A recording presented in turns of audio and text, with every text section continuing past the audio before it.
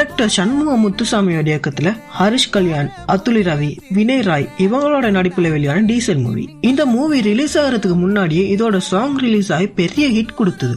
அதே மாதிரி மூவியும் இருந்ததான்னு கேட்டா இல்லன்னு தான் சொல்லி ஆகணும். இதோட ஒன்னா ரிலீஸ் ஆன மத்த மூவிஸோட ஒப்பிடும் போது இது ஒரு ஆவரேஜ் மூவி. இந்த மூவிக்காக நம்ம ஹரிஷ் கல்யாண் ரொம்ப பெரிய எஃபர்ட் போட்டிருந்தாரு ஆக்ஷன் ஹீரோவாக. அதை பாராட்டி ஆகணும். அதுக்காக வேண்டிய மூவி பார்க்கலாம். மூவி ஸ்டோரின்னு பார்த்தோம்னா கடற்கர் பக்கம் வாழ்ந்துட்டு வரக்கூடிய மக்கள் அவங்க மீன்பிடி கைத்தொழில தான் நம்பி வாழ்ந்துட்டு வராங்க.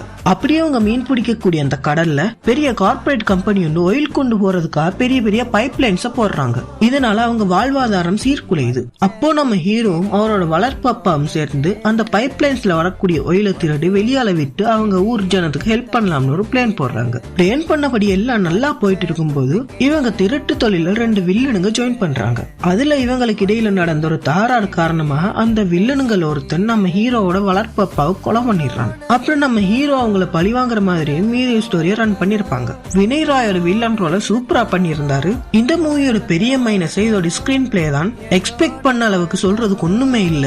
ஒன் டைம் வேணா பார்க்கலாம்.